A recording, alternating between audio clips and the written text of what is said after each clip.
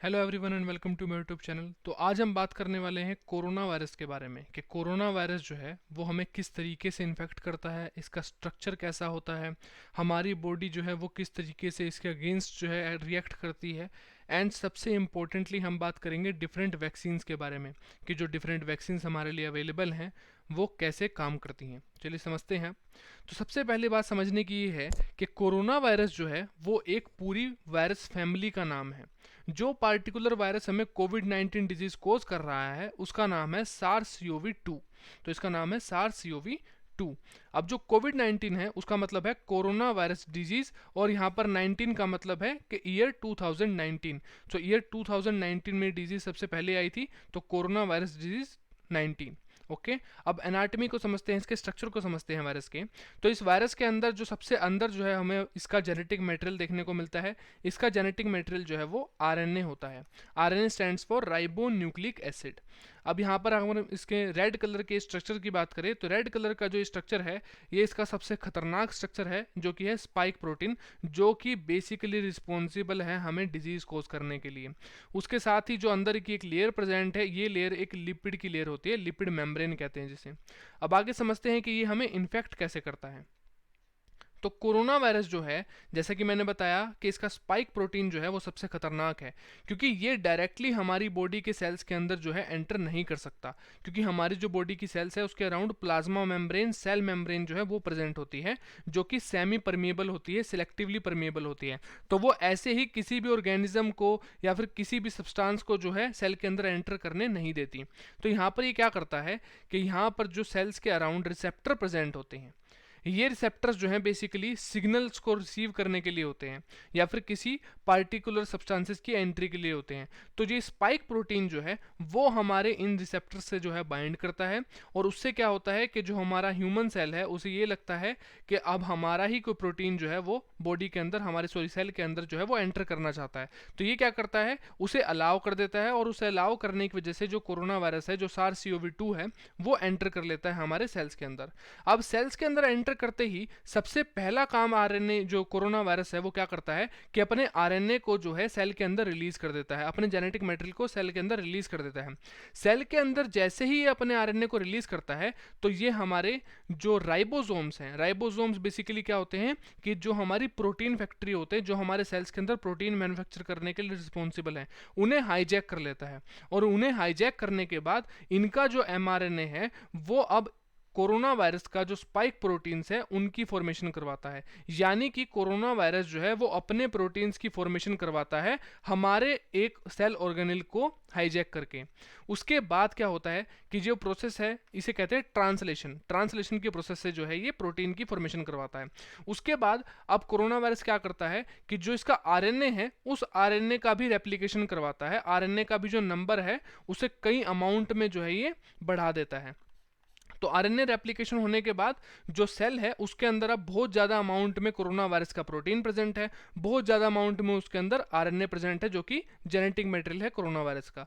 तो अब क्या होता है, लास्ट स्टेप में यहाँ पर हमें असेंबली और पैकेजिंग देखने को मिलती है। इसका क्या मतलब हुआ कि जो प्रोटीन बन गया है उस प्रोटीन के अंदर जो है आरएनए की पैकेजिंग होती है, और उस आरएनए की पैकेजिंग होने के बाद अब ये जो कोरोना वायरस है, जो न्यू कोरोना वायरस है, उसे सेल से रिलीज कर दिया जाता है, और ये हमारी बॉडी में जो अदर सेल्स हैं उनको इन्फेक्ट करना स्टार्ट कर देते हैं। तो ये कॉन्टिन्यूसली जो है रिप्रोड्यूस करते रहते हैं, कॉन्टिन्यूसली जो है अपना नंबर जो है इंक्रीज करते रहते हैं।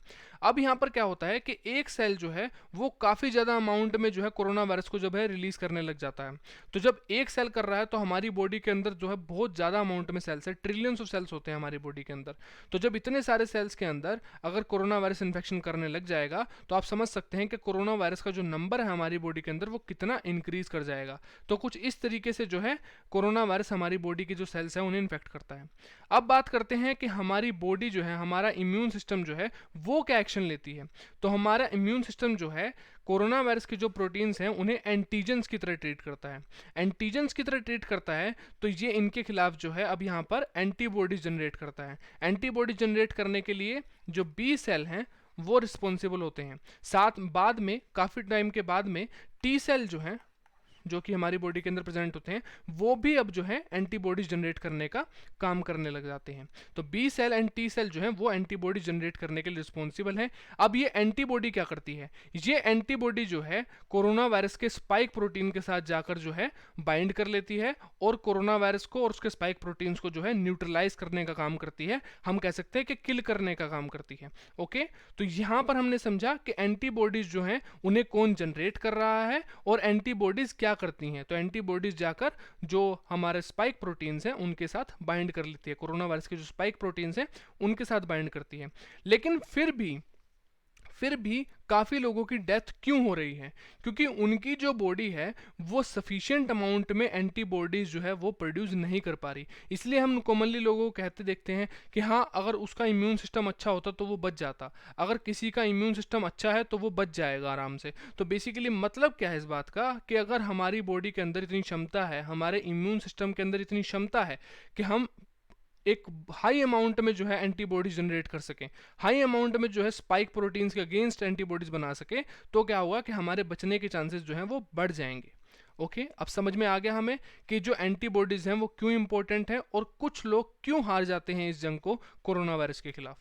अब समझते हैं वैक्सीन्स के बारे में, जो कि काफ़ी इंपॉर्टेंट टॉपिक है हमारे लिए।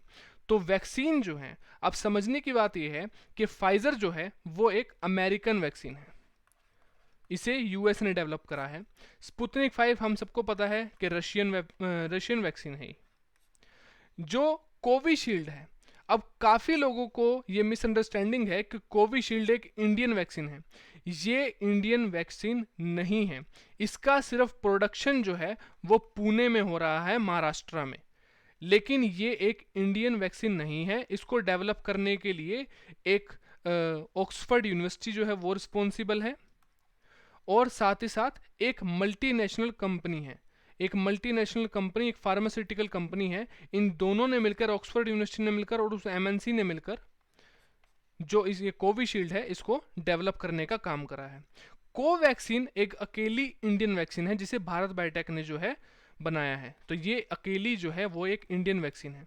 अगर आपसे कोई कहता है कि इंडियन वैक्सीन कौन सी है, तो इंडियन वैक्सीन कोवैक्सीन है। इंडिया के अंदर कोविशील्ड को भी मैन्युफैक्चर किया जा रहा है, प्रोडक्शन हो रहा है इसका सीरम इंस्टीट्यूट पुणे के अंदर। जो सीरम इंस्टीट्यूट पुणे के अंदर है वहां पर जो है इसका प्रोडक्शन हो रहा है।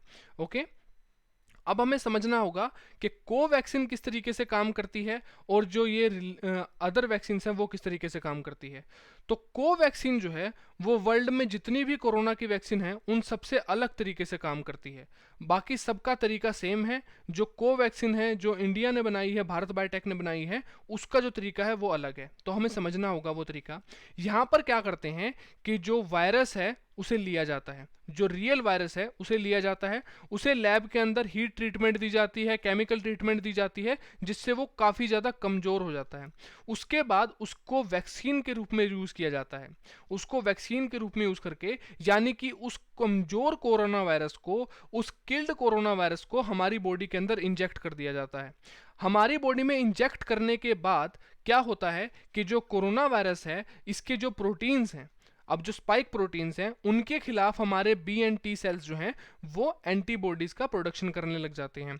और अगर इन केस वैक्सीन लगाने के बाद, अब जब बाद में अगर कोई रियल कोरोना वायरस हमारी बॉडी में एंटर करेगा, तो ये जो हमारी एंटीबॉडीज जो ऑलरेडी बनाई जा चुकी हैं उन स्पाइक प्रोटीन्स के खिलाफ, वो अब उस रियल कोरोना वायरस को ज़्यादा टाइम टिकने नहीं देंगी हमारी बॉडी के अंदर, वो उसे डायरेक्टली किल कर देंगी। हमारी बॉडी के अंदर एंटर होते ही वो उसे सेल के अंदर भी एंटर नहीं होने देंगी, उससे पहले ही जो है हमारी बॉडी के अंदर जो एंटीबॉडीज हैं वो उस कोरोना वायरस को किल कर देंगी, उसका जो पूरा जो स्ट्रक्चर है उसे बस्ट कर देंगी। अब समझते हैं कि जो अमेरिकन, रशियन और जो ये ऑक्सफोर्ड यूनिवर्सिटी वाली जो वैक्सीन है कोविशील्ड, इसका काम करने का तरीका क्या है। ये तो सिर्फ इंडियन वैक्सीन का तरीका है, कोवैक्सीन का तरीका है। अब बात करते हैं कि जो अदर वैक्सीन है इनका क्या तरीका है। तो ये काम करती हैं एमआरएनए बेसिस पर। एमआरएनए बेसिस पर यानी कि जैसा कि मैंने बताया कि जो जेनेटिक मटेरियल है कोरोना वायरस का वो क्या है, आरएनए। तो उस आरएनए को एक्सट्रैक्ट किया जाता है।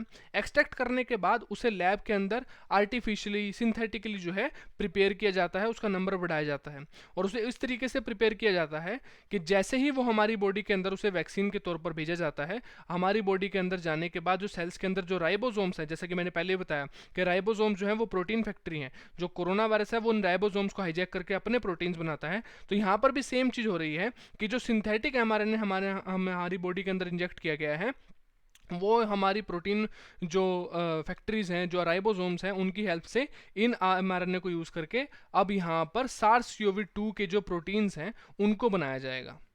तो आप समझ रहे हैं कि यहाँ पर जो डेड वायरस है उसको इंजेक्ट करा जाता है और उस वायरस की जो प्रोटीन्स हैं उनको यूज़ करके जो है एंटीबॉडी का जनरेट किया जाता है।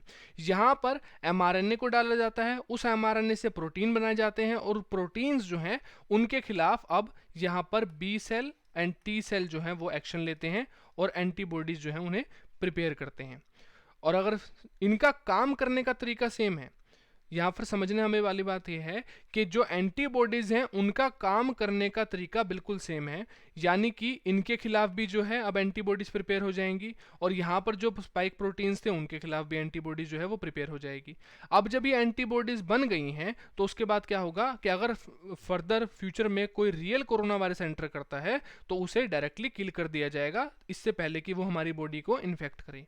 अब समझना क्या है, यहाँ पर जो प्रोटीन्स हैं वो एमआरएनए की मदद से फॉर्मेशन होती है उनकी। यहाँ पर ऑलरेडी कोवैक्सीन के अंदर क्या है कि ऑलरेडी एक डेड कोरोना वायरस को आपकी बॉडी के अंदर डाला जाता है। अब आपको समझ में आ गया होगा कि जो अदर वैक्सीन हैं और जो इंडियन वैक्सीन है कोवैक्सीन क्या है, इनका जो फंक्शन करने का, इनका काम करने का तरीका बिल्कुल अलग है, लेकिन इनकी जो मंजिल है, इनका जो बेसिक एक रिजल्ट है वो यही है कि इन्हें एंटीबॉडी जनरेशन करवानी है। एंटीबॉडी जनरेशन करवाने का तरीका अलग है यहाँ पर। तो अब आप समझ सकते होंगे कि जो फाइजर है, स्पुतनिक 5 है, कोविशील्ड है, ये किस तरीके से काम करती हैं एंड कोवैक्सीन किस तरीके से काम करती है। तो यहाँ पर यही था कोविड-19 के बारे में कि इसका जो नाम है ये क्या है, ये कोरोना वायरस एक पूरी फैमिली है। तो अब आपने सब कुछ आई थिंक समझ लिया होगा। अगर आपको अभी भी इसके बारे में और ज़्यादा जानकारी चाहिए तो आप कमेंट सेक्शन में मुझे बता सकते हैं, आपको इसके बारे में पूरी जानकारी दी जाएगी, एक अदर से डेडिकेटेड वीडियो बनाई जाएगी। और अगर आप क्लास 11th क्लास 12th के स्टूडेंट्स हैं तो आपके लिए एक अलग से सीरीज़ चली हुई है हमारे चैनल के ऊपर, आप उसे लगातार देखते रहिए। आपका जो NCERT का सिलेबस है एंड जो नीट का सिलेबस है उसे हम कंटिन्यूसली कवर करवा रहे हैं। Okay, so thank you very much.